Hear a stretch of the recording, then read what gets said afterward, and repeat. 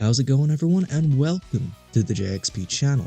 In the midst of all the spoilers, we have some pretty interesting news to talk about, and that is an interview regarding some answers about Sonic X Shadow Generations.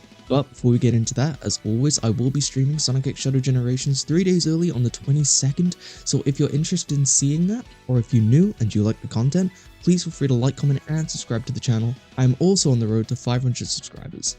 But yeah, given to us by Sonic and All Characters News, we have a Japanese interview about Sonic X Shadow Generations, and I'll be just basically reading it to you guys and giving you my opinion on it. A special video will be available in the game, designed to introduce newcomers to Shadow and his story.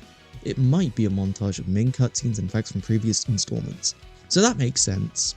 A lot of new fans are going to be interested in playing this game, so to give them a little lore drop, I guess, on Shadow, it's good. It's good to do so. And if you're showing cutscenes from previous games, then gives them an incentive to go back to said games. So I think it's a decent choice. Not everyone's going to need it, but for those new fans, I think it's a good choice. Now here's what really interested me. Terios skin not only changes the appearance of the model, but also noticeably adjusts various aspects. Players may feel like they are controlling a completely different character. So I'm not sure what exactly they mean by this, but it seems like Terios isn't just gonna be a Shadow reskin, but much more than that.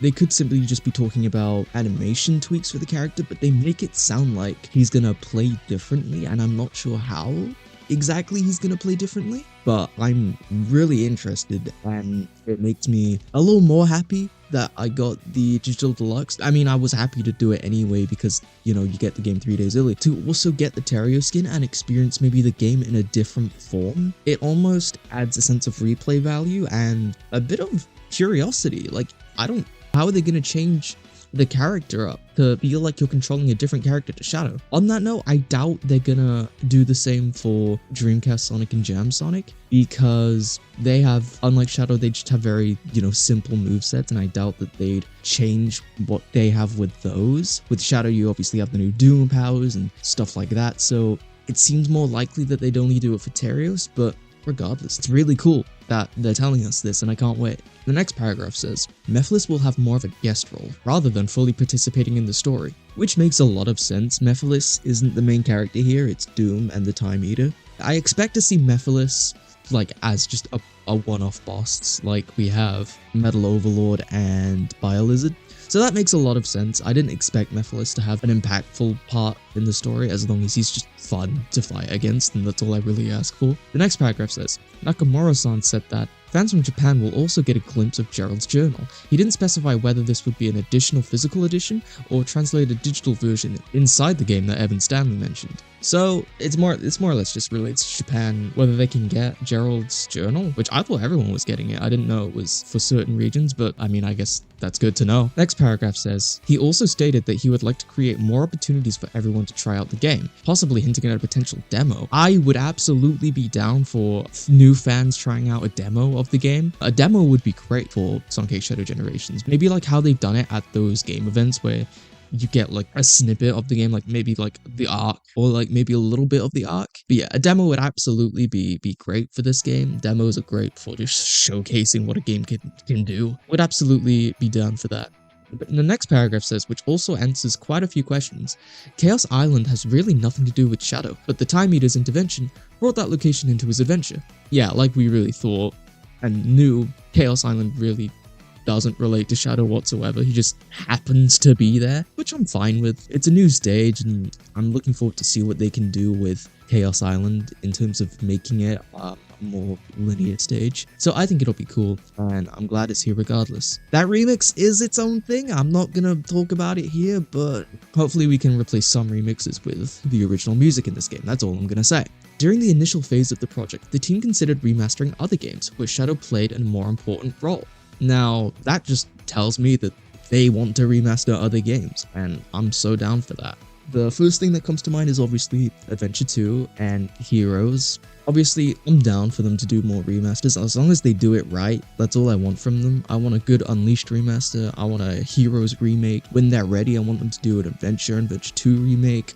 There's a lot that I want from them, but yeah, hopefully we see more of that in the future. The next paragraph says, the development of Sonic Generations Remaster and the new Shadow Generations was handled by 2 sub-teams, led by Shigehara-san and several other people. So I'm guessing by two sub-teams they mean one team was working on the Gens remaster and the other was working on Shadow Gens, or they just kind of worked together on both. It's hard to say, but that's kind of what I assume, and that would make the most sense. So what's interesting is they have more than one team working on the package as a whole, which I find pretty cool. You know, Sonic Team needed more manpower, and I'm glad they're getting it now.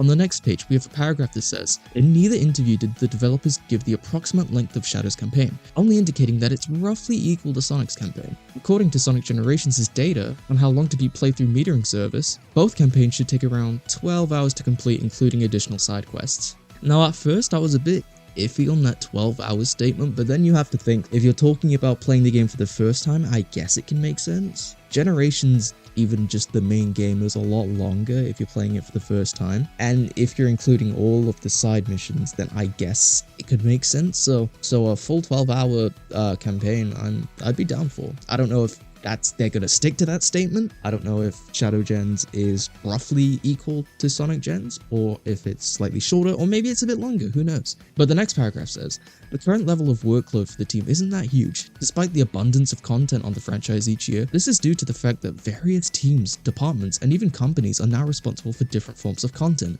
Whereas in the past, Sonic Team alone was predominantly responsible for the sheer volume of releases." That makes me so happy to hear. The main issue with Sonic Team during the 2010s was the fact that they were such a small one-hand team. They either couldn't get content out, or when they did, it felt very rushed and lackluster. So the fact that we have all these people coming in to work on various projects and stuff like that, it makes me really happy to hear, because it shows with this game. It shows that they have a lot more manpower and time and effort to work on these games. Now the final paragraph says, "Nakamura-san admits that the franchise has had some rough times in the past, believes that the lessons learned will help create more sophisticated and complex games in the future, which is already happening." And yeah, this is just straight up a fact. As shown with Shadow Gens, they are making a lot more polished and complete feeling games, which I feel is amazing, and hopefully it just keeps going forward. And I cannot wait to play Shadow Generations when it comes out.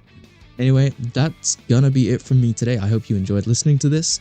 Some interesting news put in there. The Terios skin one, definitely something that caught my eye the most. And yeah, that's gonna be it from me. Thank you all so much for watching. Please feel free to like, comment, and subscribe to the channel if you haven't already. Wait until the game comes out, and then follow me on Twitter. Link is in the description, and I'll see you all next time. This is JXP leveling up. Goodbye.